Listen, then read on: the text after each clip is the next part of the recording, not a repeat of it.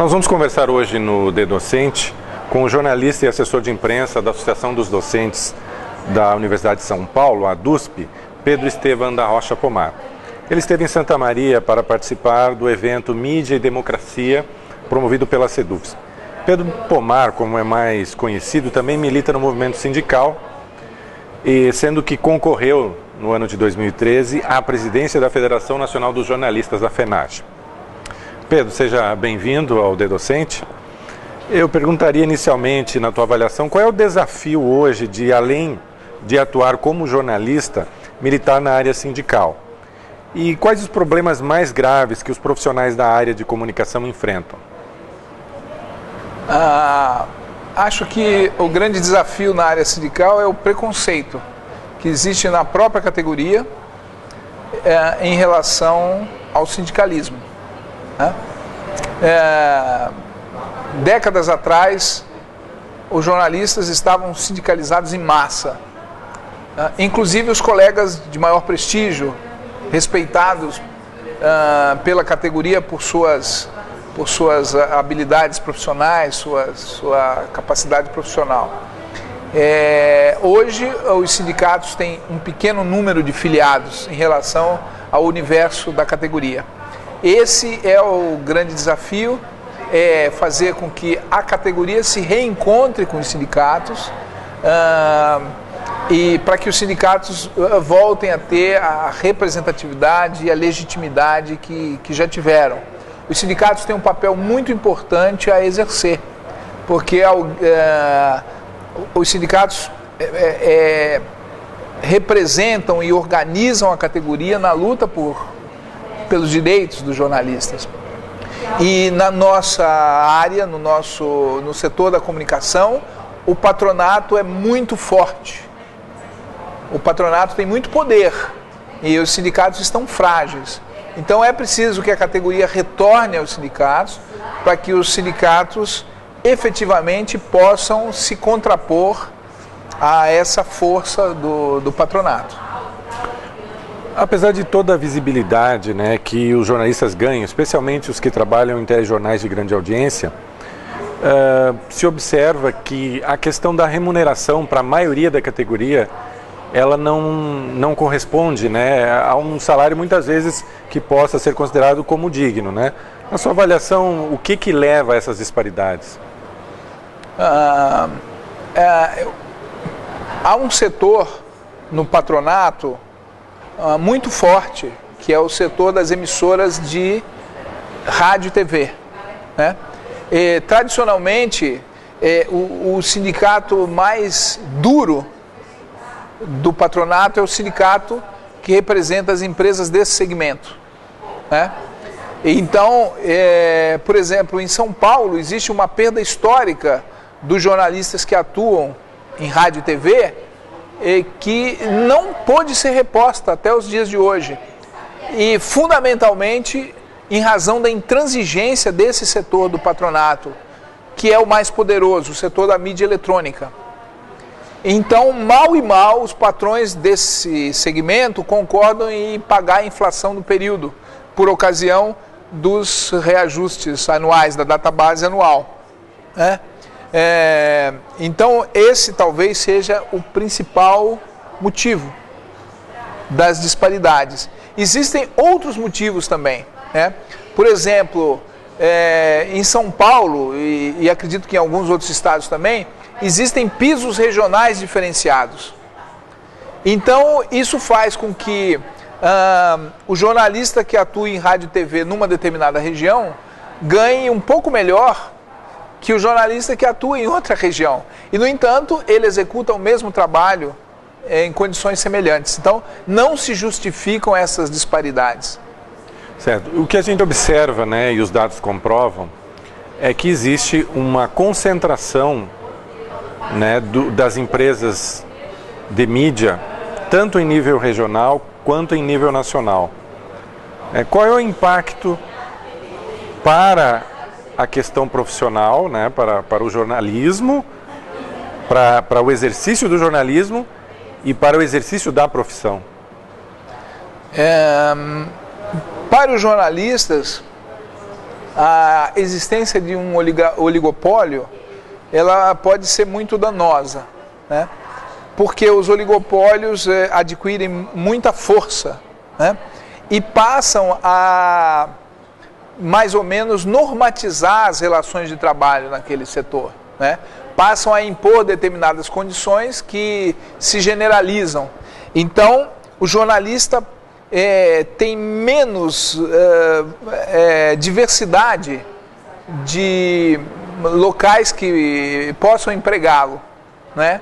Porque o oligopólio controla grande parte dos postos de trabalho que são oferecidos, que nem são tantos assim, né?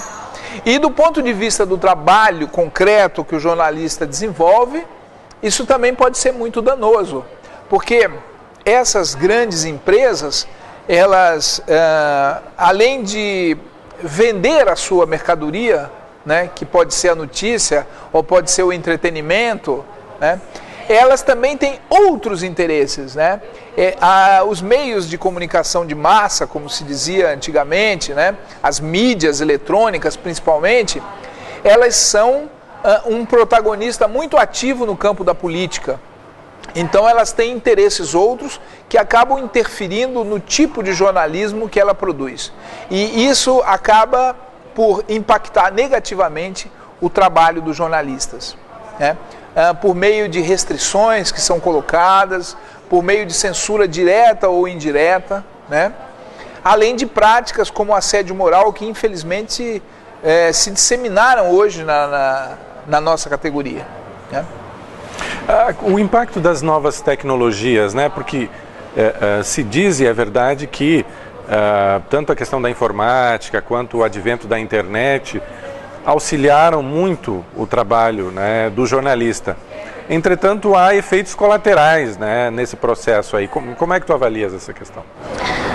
O que nós estamos percebendo em relação às novas tecnologias é que, ao lado de uma série de dividendos, de vantagens que elas trouxeram ao trabalho, elas também criaram uma série de problemas, isso que você chama de problemas correlatos ou derivados, né? As novas tecnologias aumentam muito a produtividade do trabalho, mas não necessariamente a qualidade do trabalho. Então, o que nós estamos notando é que os jornalistas estão trabalhando mais e não menos com as novas tecnologias. As novas tecnologias deveriam servir também para diminuir o dispêndio de energia física e mental dos jornalistas com o seu trabalho. No entanto, nós notamos que o capital, né, ou seja, os patrões, as empresas, usam a tecnologia para aumentar a exploração da força de trabalho, né? Então, ao lado de uma série de avanços que essas tecnologias trouxeram, como a maior rapidez, a possibilidade de consultar um enorme número de fontes praticamente com um simples toque de botão nas ferramentas de busca, a possibilidade de chegar instantaneamente a milhares e milhares de pessoas. Ao lado de tudo isso, que é obviamente muito positivo e muito interessante, nós também estamos vendo os jornalistas serem obrigados a aumentar o trabalho, aumentar as suas jornadas, sem nenhuma compensação por isso. Então é muito comum, por exemplo, o jornalista ser obrigado a produzir materiais para diversas plataformas, sem receber a remuneração devida por esse sobretrabalho. Pedro, é sobre isso, até para fechar o assunto. Na verdade, como é que tu vês, por exemplo, existe um discurso que é o seguinte, na verdade nós deveríamos ter veículos que tivessem posição de esquerda, posição de extrema esquerda, posição de direita, posição de centro, e o consumidor ele escolhe o que ele quer ler. Existe muito esse discurso, né?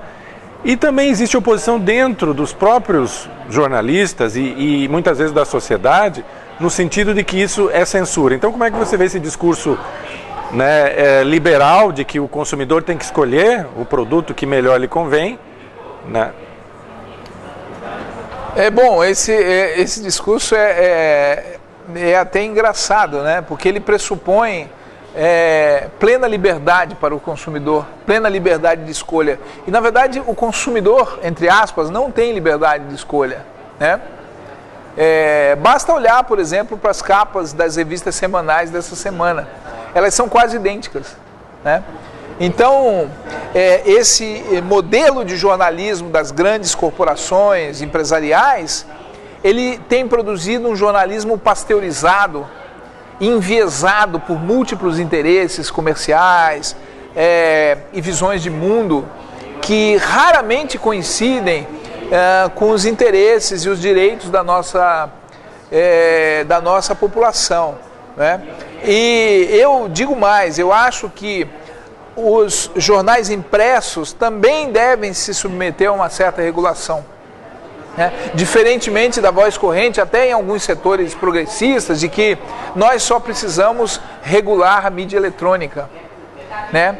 E que aos jornais impressos basta garantir o direito de resposta. Essa questão não é tão tranquila assim, não é tão simples assim. Quer dizer, por que o Supremo Tribunal Federal derrubou a lei de imprensa? Porque ela era uma lei da ditadura? Não. Ele derrubou a lei de imprensa para permitir que os jornalões, os grandes meios de comunicação, tivessem liberdade total, inclusive para destruir reputações, atacar pessoas sem ter nenhum compromisso com retratação. Então, hoje, um cidadão que for atingido por uma calúnia não tem sequer direito à resposta, porque não tem mais a lei de imprensa garantindo que ele tenha o direito de resposta, né? Isso não quer dizer que todos os dispositivos da antiga lei de imprensa fossem satisfatórios, não. Mas é preciso garantir o direito ao contraditório. Hoje, os jornais não estão obrigados sequer a publicar uma carta em que a pessoa possa se defender caso ela tenha sido injustamente atacada, não é? Então, eu acho que é preciso sim regular a mídia, é muito importante, e nós não podemos nos deixar seduzir por esses argumentos, porque, na verdade, os grandes censores da mídia brasileira são os próprios donos da mídia brasileira, os patrões.